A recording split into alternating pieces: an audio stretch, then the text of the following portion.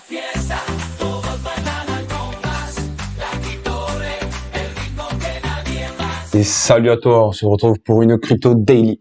Donc on regarde ensemble tout de suite le Bitcoin. Et comme tu peux le voir, il n'y a pas de grande évolution depuis hier. On est à 63 000, donc ça bouge pas. On n'a toujours pas formé notre W.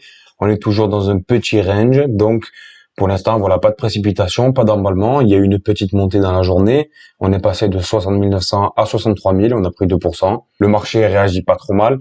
Bon, c'est quelque chose qui est à suivre. Alors la première des choses que j'aimerais te parler dans ce crypto daily, c'est la nouvelle qui est sortie autour de Bit&Sor. Donc Bit&Sor qui est un projet d'intelligence artificielle. Je te le répète encore une fois, tu sais que moi c'est un projet que j'adore. Son token c'est le TAO. Et du coup, il y a à peu près 5 millions de liquidités pour les petits rappels. Voilà.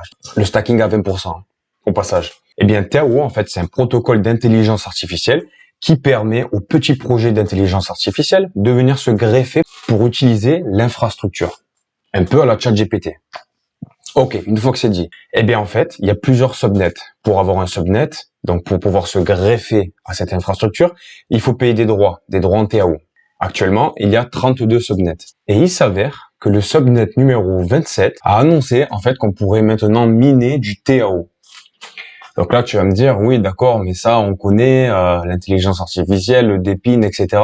Oui. Eh bien là, c'est vraiment différent parce qu'on peut miner sans même avoir le matos à la maison. Comme dit Monsieur TK, petite dédicace à lui. Et en fait, c'est vraiment du no-code. Tu vas pouvoir venir t'inscrire pour participer à ce subnet et en payant 23 centimes de dollars par heure, tu vas pouvoir recevoir des TAO. Donc on n'a pas encore d'informations, du moins je les ai pas trouvées. Si tu les as trouvées, dis-moi-le en commentaire. Cependant, le but de miner, que ce soit du Bitcoin ou tout autre proof of work, l'intérêt, en fait, c'est de gagner du token. Et de gagner du token et du coup d'être rentable, d'avoir un bénéfice. Et pour des petits projets crypto, comme TAO, il est pas vraiment petit, mais bon, ça n'a rien à voir avec Bitcoin, je pense que le rendement peut être très important. Donc c'est vraiment quelque chose que je vais suivre de près parce que ça m'intéresse de fou. Bit&Sor, c'est un projet que je kiffe. Bit&Sor, je l'ai connu à 30 dollars. J'ai pas investi à 30 dollars. Mais voilà, je me suis bien rattrapé depuis le temps. Et du coup, ce subnet numéro 27 a lancé une alpha, donc une espèce de bêta test, via Flux. Et visiblement, cela fonctionne très bien. Donc ça, c'est vraiment quelque chose qui est à suivre.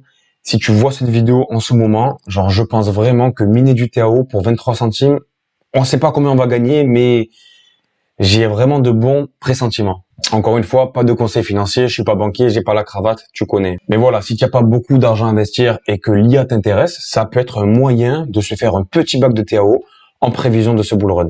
Ensuite, je te mets ce tweet devant les yeux pour que tu puisses garder la force et garder la pêche, ok? En ces périodes de baisse, les institutions, les médias, en fait, toutes les informations de masse que tu vas recevoir autour de toi vont faire en sorte de t'amener vers une direction. De la même manière, quand tu regardes CNews ou BFM TV et qu'ils te font voir plusieurs fois par jour le même sujet, c'est pour t'amener vers une direction. Parce que c'est ce qui les intéresse, il y a des voix électorales, il y a un tas de choses derrière, il y a des intérêts. Eh bien, les grandes institutions de ce monde ont encore plus intérêt à te montrer là-bas pour que tu ailles dans la direction qui les intéresse. Donc du coup, quand tout va mal, normalement, c'est là qu'il faut investir. Et c'est là que eux le font. Eh ben, ils vont te dire justement, non, vends, va là-bas, va là-bas. Et donc, l'idée, en fait, c'est vraiment de garder ses convictions. Comme tu vois dans ce tweet, du coup, je te l'ai pas encore lu, les banques sont littéralement en train d'acheter les bitcoins de toutes les mains faibles qui ont vendu en panique ces dernières semaines. Et il a complètement raison. Dites-vous bien une chose. Je vais vous montrer dans les articles qui viennent, mais il y a des choses incroyables qui sont en train de se passer dans le monde. Il y a une banque suisse qui a acheté du Bitcoin. Il y a JP Morgan, la première banque américaine qui investit désormais dans les ETF Bitcoin. N'écoute pas les médias, n'écoute pas ce que les gens disent. Encore une fois, regarde ce qu'ils font. Et moi, ça, c'est un truc qui me parle. Tu vois, JP Morgan, c'est pas des guignols. Et ils investiraient pas n'importe où et avec n'importe qui. Ok? Donc, ce qui est intéressant, encore une fois, c'est de regarder avec qui ils vont investir. Eh ben, on peut voir qu'ils investissent avec BlackRock, Fidelity, Grayscale et d'autres. Ok, BlackRock, ils sont où? Ils sont chez Coinbase. Donc, ça doit faire qu'un tour dans ta tête. Coinbase, ok, il y a la blockchain base, il y a des projets aux alentours, nanani, nanana. BlackRock, est-ce qu'ils ont déclaré à plusieurs reprises? Ils aimaient le RWA, ok? Donc, tout est en train de se relier. Tout est en train de s'imbriquer et on est au bon endroit au bon moment. Il y a encore le Salvador une nouvelle fois, je vais te parler d'eux. Ça fait vraiment plaisir de voir un pays qui est autant impliqué dans une technologie du futur. Le Salvador met l'accent sur la transparence de ses adresses Bitcoin. Donc le président Nayib Bukele a mis une transparence sur son wallet de Bitcoin. Donc comme tu peux le voir, le Salvador possède 5748 Bitcoin. Et en fait, ils en achètent un tous les jours. C'est vraiment une dinguerie. C'est un pays, genre, je pense qu'on en parlera plus tard. On se dira, putain, tu te rappelles quand le Salvador, il investissait 1 Bitcoin par jour? Et dans le futur, peut-être il vaudra 1 million de Bitcoin, hein, qui sait. Et donc, ils affichent une plus-value de 45%. Et du coup, pour revenir sur la petite news du Salvador, en fait, l'idée, c'est qu'ils vont faire une espèce de mempool qui pourra suivre les adresses Bitcoin de manière à ce que tu puisses suivre tes transactions, suivre tes swaps, l'évolution de ton portefeuille. Finalement, ça sera une espèce de wallet digital qui te permettra de naviguer sur Bitcoin comme si tu avais une application bancaire, en fait, à la caisse d'épargne ou BNP Paribas, quoi. Donc, c'est vraiment plutôt cool. Ensuite, on a Microsoft qui débourse 4 milliards d'euros pour booster l'IA en France. Et personnellement, étant Marseillais, ça fait vraiment plaisir. On n'est pas vraiment réputé pour avoir une industrie de la tech vraiment très développée. Et bien, en fait, cette firme internationale vise à investir sur des sites tels que Paris, Marseille, Grand Est et Mulhouse. Et donc, ils se limitent pas seulement à l'expansion physique de ces installations, ils veulent aussi pouvoir alimenter ces installations avec de l'énergie verte. Donc ça pourrait permettre de redynamiser un petit peu l'économie en France et donc l'économie autour de la blockchain. Et donc ça, c'est une nouvelle qui présage d'un bel avenir. En parallèle de ça, qu'est-ce qu'ils veulent faire? Ils veulent aussi faire des initiatives de formation en IA et un soutien particulier envers les startups tech. Donc ils prévoient d'accompagner 2500 startups d'ici 2027. Donc si tu as un projet de création de start-up dans la tech, c'est peut-être le moment de se positionner à Marseille, à Mulhouse ou à Paris. Donc tout ça pour te dire qu'au final, l'intelligence artificielle, les grands de ce monde l'ont bien compris, c'est quelque chose qui va rester. Ok? Donc nous, qu'est-ce qu'on vise? On vise quand même l'investissement dans la crypto avec ce bull run qui arrive. Donc tu prends ces deux informations, IA, crypto, boum, je les mixe ensemble. Et c'est parti. Ensuite, j'aimerais te parler de Cole Gardner. Alors, si tu le connais pas, moi, personnellement, je le connaissais pas avant. Je me suis abonné à lui parce que j'ai kiffé. C'est un mec qui fait de l'analyse fondamentale, de l'analyse technique, de l'analyse financière, mais par-dessus tout de l'analyse on-chain. Eh bien, Monsieur Gardner a développé un outil d'analyse on-chain qui permet de trouver le meilleur endroit pour investir. Alors, je sais ce que tu vas te dire. Ouais, encore une arnaque, nan. Tu as raison. Par contre, c'est quand même bien de regarder ce que les gens font avant de critiquer. Personnellement, c'est ce que je vais faire. Je te le partage. En fait, son analyse, elle se base sur l'approvisionnement de stablecoins, et en particulier l'USDT, parce que c'est le premier stablecoin dans la crypto-monnaie. Et ça, c'est logique. Il y a une corrélation entre l'apport du USDT et le prix du Bitcoin. Et en fait, il a développé une espèce de système de calcul qui permet de voir, en fonction de l'apport du USDT, de ces différents mouvements du USDT, les meilleurs moments pour investir. Et il s'avère, au regard de son outil, que c'est un fucking great buy signal. Pour la traduction, c'est un putain de bon signal pour investir.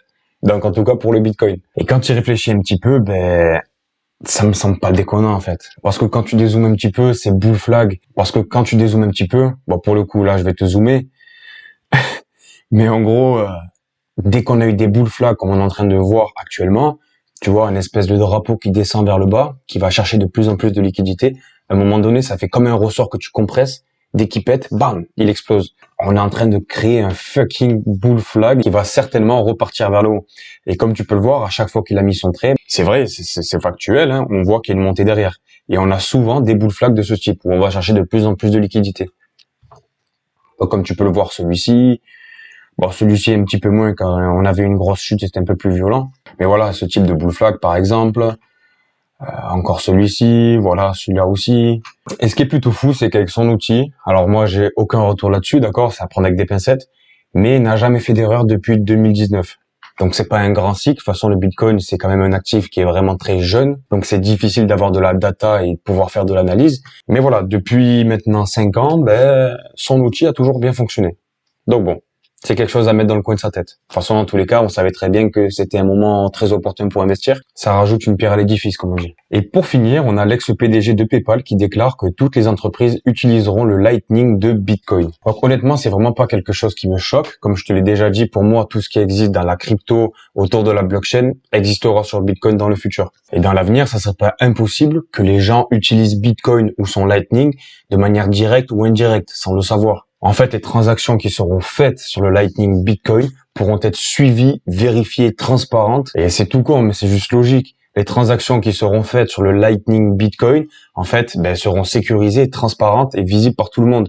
Donc toi, si tu es une entreprise et que tu veux recevoir des fonds qui viennent de Bali, d'Indonésie ou de Chine, Ben, ça serait juste logique que tu utilises ce genre de transaction, surtout pour des gros montants. Parce que tu pourrais voir en temps réel que le virement est parti. Donc, ça enlèverait un peu de crispation et d'incertitude autour des banques. Parce que je te rappelle que la banque chinoise, elle est différente de la banque française. Donc, il y a des moyens pour transférer entre des banques de différents pays. Mais le Bitcoin, en fait, il n'a pas de frontières. Donc, déjà, tu enlèves plein d'intermédiaires.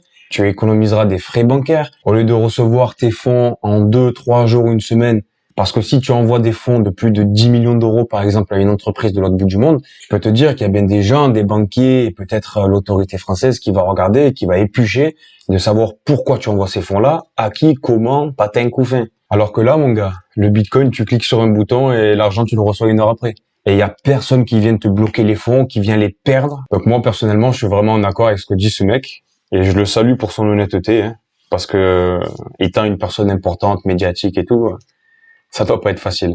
Ce Crypto Daily est terminé. N'oublie pas de t'abonner parce que tous les jours, je fais un Crypto Daily où je récapitule ce qui se passe sur le marché. Je fais aussi des vidéos tech et investissement qui te parleront. Donc laisse un like, laisse un commentaire, tu connais la chanson et ciao.